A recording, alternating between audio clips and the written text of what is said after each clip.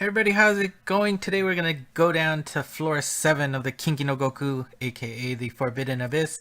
We're gonna take on Jabberwock here, and the gimmicks here are simply put magic circles. So if you want to handle it, you can. It'll make your life, of course, much easier, but really you want to focus on strong monsters that can either slay water types or Etherean types. There are a lot of Etherean Genju monsters in this stage, so if you can increase your attack output, because you are really going to want to do direct damage to every enemy in the stage, and hopefully it will be able to counteract the magic circle issue. The team I am bringing along for this stage is going to be Belphegor times 2. You got that Water Slayer to help out, Heracles for that Etherean Slayer M on his gauge, and Apollo X on my friend, Counter Slayer, and of course has that Null Magic Circle to help you move around. Now, the main gimmicks for the stage, as you can see, is that you want to kill the Leviathan and its nearby buddy in pairs, because if you don't kill both of them, they will revive each other and you'll go into that zombie loop that everybody loves. You're going to also want to pay attention to all of the large cooldowns on the stage. The Leviathans on the stage will do a 40k damage if that big number hits 0. The Jorgaminder there, you see on the top, he does have Deity Slayer L, so do take care of those monsters. If you probably don't want to bring deities to the stage, let's just put it at that. It will also go into counter mode, as you can see here. And if you hit him, it will fire 3 lasers downwards, 1 powerful directly down, 2 crossing each other. So if you're directly under Jorgaminder, you will take a lot of damage. So try to, as you can see there, try and do damage on there. Kind of got lucky there with that pinch, but all of the Leviathans do have a buddy that you can pinch yourselves under. So there are opportunities to do a lot of damage. Now, we also saw these Deps, what was it? Angler fishes. They do help you sort of because they put up a healing wall. However, they also will explode for 80k damage if you let that bottom number hit 0. So you're gonna have to balance leaving them alive versus, you know, taking them down before they kill you. So just pay attention to that cooldown. They are helpful up to a point, and otherwise, you know, they will make your life not so great. Of course, you know, your goal should be trying clearing stages in a non-chicken form. Alternatively, they might be able to help because you can pinch and not have to worry about magic circles like that left side where Apollo X is. But of course, she doesn't matter since she has no magic circle. Do keep in mind that the bottom Leviathan had a slightly smaller cooldown for that big number. So you're going to want to try and focus that Leviathan first. In addition, the boss will defense up itself for 2 turns after the first attack. So you're going to want to focus on the minions there on the bottom left and top right, because you really won't be able to do any damage to the mini boss at this point. Alright, and then now that we've spent our turns cleaning up the stage, now we can just completely focus on the boss. Belphegor has a really good opportunity here to turn back into normal, hit the weak point, and just dish out amazing damage. So that was pretty lucky there.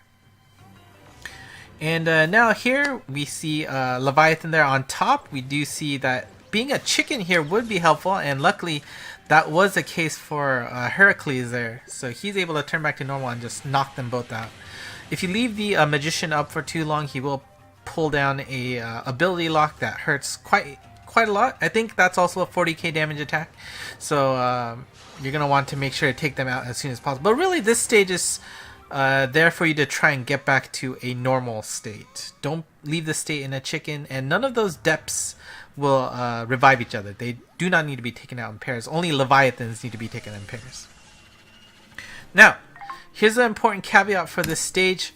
You want to keep the Deps alive when you're in the boss stage, and the reason for that is the Deps do not regenerate each other, even cross stage, kind of like how Izanagi worked with those wolves.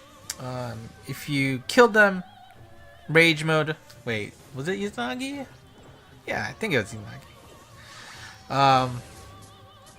But basically, if you kill all the Deps, you saw there was one up there. There is one on the Jabberwock itself. But as long as you don't put it into rage mode, that that pulsating attack doesn't do that much.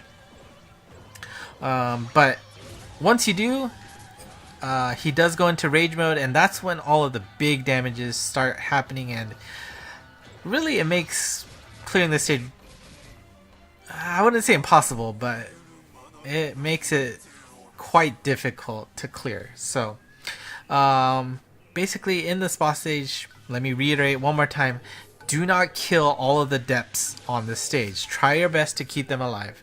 As you can see, there are a bunch of laser barriers to try and protect it, but don't lose sight of them. As you can see, they are there's one hidden on the boss and then one on the side. Rage mode is not good. But otherwise, you're going to do the same kind of thing across the stage. You need to take out the Leviathan pairs. As you can see, there's one on the top right, and the bottom left. Keep in mind, again, their big number here will do 40k damage, so that is definitely not good for your survival on the stage if you let that happen. As you can see, both of the Leviathans are kind of getting a little scary, or the counts are getting a little bit scary there, so we're going to want to make sure we properly get rid of them. Even if you can't clear the stage, make sure you just focus on getting them down. Or if you see you have enough HP, it's no big deal. But luckily, Apollo X there was in a perfect position to clear them out. And now it's a question, am I on the magic circle panel? Am I not? I think I am, yes. So it's kind of a bummer there. And yeah, I mean, we just have the Deps left, which are great. They won't explode during the boss stage. That explosion is only for the pre-boss stages, so do not mix that up. And yeah, we're off to the final stage, and if you kind of get lucky, if you can position yourself on the bottom of the stage, you can do a lot of damage to the Jabberwock right away, and I am actually going to do that right away. Luckily, I had the gauge. I don't know if I got the item or not, but